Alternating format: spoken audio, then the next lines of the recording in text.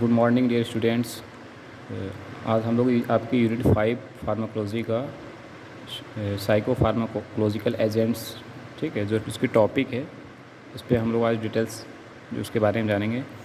क्योंकि जो इम्पोर्टेंट्स आपके यूनिट 5 के जो टॉपिक्स हैं, जैसे क्वेश्चंस आपके सेमेस्टर एग्ज़ाम में आते हैं, ठीक है, तो उसको हम एक शॉर्ट नोट्स के ज़रिए आपको थोड़ा डिटेल्स बता देते हैं उसके बारे में। तो देखिए, आपका यूनिट 5 का जो आपका है एंटीसाइकोटिक एजेंट एंड न्यूरोलेप्टिक, जिसे न्यूरोलेप्टिक भी कहते हैं, ठीक है। ये सबसे पहले जानते हैं क्या होता है। देखिए, सबसे पहले ये हमारे यूनिट 5 जो है सेंट्रल नर्वस सिस्टम यानी कि CNS, यानी कि हमारे ब्रेन का ये क्या होता है, एक डिसऑर्डर होता है, ठीक है। सबसे पहले जानेंगे हमारे CNS पे, हम किस में पढ़ रहे हैं, हम लोग CNS में पढ़ेंगे। यूनिट 5 आपका क्या है, सेंट्रल नर्वस सिस्टम पे। तो एंटीसाइकोटिक एजेंट न्यूरोलेप्टिक, इसको न्यूरोलेप्टिक भी कहते हैं, ठीक है। सब देखिए, इसका डेफिनेशन देखते हैं। सबसे पहले क्या लिखा है कि the drug use to treat schizophrenia mood altering are called antipsychotic. It may be called mood stabilising agent also, ठीक है। एंटीसाइकोटिक एजेंट क्या होते हैं कि देखिए, ये वे ड्रग जो स्क्रिजोफ्रेनिया को ठीक करने के लिए यूज़ होते हैं, ठीक है। स्क्रिजोफ्रेनिया क्या होता है, स्क्रिजोफ्रेनिया होता है आपका मेंटल डिसऑर्डर होता है। इसमें मूड हमारी जो होता है अल्टर हो जाता है, जिससे नहीं, आपने सुना है कि लोग कहते हैं थोड़ा पागल जैसा हो गया, पागल जैसा एक्टिविटी करता है। नहीं कहते हैं साइकोटिक का पेशेंट है, साइकेट्रिक पेशेंट है। लोग आप आम चाल वैसे बोलचाल की भाषा में कहते हैं कि साइको पेशेंट है, यानी उसका मूड अल्टर हो जाता है, पागल जैसा बिहेव करेगा, उल्टा सीधा ऐसे बात करेगा, ठीक है। तो इसको हम साइकोटिक कहते हैं। और सिम्टम्स की बात करें, देखिए इसमें सिम्टम्स की बात है तो इसमें हेलुसिनेशन दिया है। हेलुसिनेशन का मतलब क्या होता है कि in which a person hears, sees, smell, taste और feel thing that seems to real but only exist in his mind and delusions, ठीक है। इसका मतलब क्या हो रहा है, हेलुसिनेशन का मतलब क्या होता है कि उस पेशेंट को ऐसा लगेगा जैसे किसी चीज़ को देख रहा है, ठीक है। हेलुसिनेशन मतलब क्या होगा, उस पेशेंट को ऐसा लगेगा जैसे किसी चीज़ को देख रहा है, हालांकि ऐसा कुछ नहीं होता है, ठीक है। ऐसा ही लगता है, कुछ जैसे लगेगा कुछ सुन रहा है, कुछ बात कर रहा है, ठीक है, जैसे लगे कोई इसे बुला रहा है, लेकिन ऐसा रियल में नहीं होता है, ठीक है। यानी सिर्फ पेशेंट को क्या होता है, हेलुसिनेशन, मतलब ऐसा लगता है, लेकिन वो चीज़ रियल में नहीं होती है। ये आपके किस में आ जाते हैं, ये होता है आपका साइकोटिक होता है, ठीक है।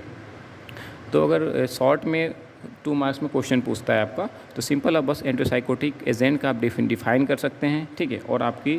और बात आती है ड्रग एग्जांपल्स, जो ड्रग होते हैं, इसमें कौन कौन से ड्रग यूज होते हैं, ऐसे क्लासिफिकेशन आप डिटेल्स में देख लीजिएगा। ये शॉर्ट नोट्स में कुछ ड्रग्स यहाँ पे बता दिए हैं, जैसे इंपॉर्टेंट क्लोरप्रोमाजीन है, क्लोजापिन है, हैलोपेरिडॉल है, सल्पिराइड है, रिजरपिन है, ठीक है। ये कुछ ड्रग्स होते हैं जिसमें कि अगर आपका लॉन्ग में पूछता है तो आपको ये डिफ़ाइन करना है इसको, और इसको पूरा क्लासीफाई करना पड़ेगा। सभी जितने ड्रग्स हैं क्लास के साथ सभी 2-2, 3-3 ड्रग को पूरा आपको क्लासीफाई करना पड़ेगा, ठीक है।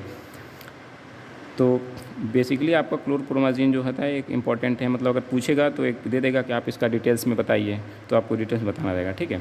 और फिर अब बात करते हैं नेक्स्ट, इसमें फार्माकोलॉजिकल एक्शन की बात करेंगे हम, ठीक है। देखिए, इसमें आपका दिया हुआ है कि they prevent the excess of dopamine in the brain. देखिए क्या हो रहा है इसमें, क्या कह रहा है कि they prevent excess of dopamine in the brain. इसमें क्या होता है, हमारे ब्रेन में जो डोपामिन एक्सेस होती है, यानी उसको रोक देती है।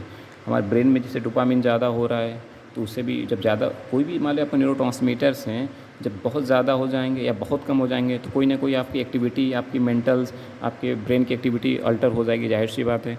तो इसमें क्या हो रहा है कि इसमें क्या होता है, फार्माकोलॉजिकल एक्शन, जब ये ड्रग लेते हैं तो ड्रग क्या करती है, they prevent the excess of dopamine in the brain, ठीक है। हमारे ब्रेन में डोपामिन के एक्सेस को रोक देती है, जिससे क्या होता है, डोपामिन ज़्यादा होने से ये दिक्कतें होती हैं, ठीक है। अब बात करें, in normal individual chlorpromazine makes them to less interest from surrounding, ठीक है। इसमें क्या है, अगर देखिए इस सेकेंड पॉइंट में है, अगर कोई पर्सन नॉर्मल है, ठीक है, उसको स्क्रोजोफेनिया नहीं है, उसको ये ड्रग दे रहे हैं, तो क्या होगा कि आसपास से कोई इसका मतलब नहीं रहेगा, अपना जैसे जो भी काम है करता रहेगा, ठीक है, अपने आप में ये मस्त रहेगा, ठीक है, इससे कोई मतलब नहीं होगा। समझ में आ रहा है, ये दूसरा पॉइंट आपका हो गया। ये फार्माकोलॉजिकल एक्शन की हम लोग बात कर रहे हैं। अब बात करेंगे यहाँ पे तीसरे पे, थर्ड की जो बात होती है, क्या है, they act as alpha adrenergic blocking agent, ठीक है। ये क्या करता है, अल्फ़ा एडिनर्जिक रिसेप्टर्स जो होते हैं, ठीक है, ये दवाएं उनको ब्लॉक कर देती हैं। ये जो दवाएं हैं आपका, साइकोटिक एंटीसाइकोटिक जो ड्रग हैं ये क्या करती हैं, they act as alpha adrenergic blocking agent. ये क्या कर देती हैं, अल्फा एडिनर्जिक रिसेप्टर्स जो होते हैं उनको ब्लॉक कर देती हैं, ठीक है। दे कॉज हाइपोटेंशन, और ये क्या होती है, इसमें पेशेंट का बीपी कम हो जाता है, ठीक है। समझ में आ रहा है, ये आपका फार्माकोलॉजिकल एक्शन हो गया। अब बात करेंगे हम लोग फिर नेक्स्ट इंडिकेशन की, ठीक है। इंडिकेशन मतलब कहाँ कहाँ यूज़ होता है, इस दवा का कहाँ यूज़ कर सकते हैं। पहला, they are use to treat schizophrenia. Schizophrenia आपको जैसे बताए हैं हम इससे पहले, ठीक है। स्क्रोजोफेनिया में यूज़ होता है। दूसरा आपका, they are use to manic depression, ठीक है। मैनिक डिप्रेशन में होता है, डिप्रेशन बताया जाएगा, उसमें आपको बताया जाएगा मैनिक डिप्रेशन क्या होता है।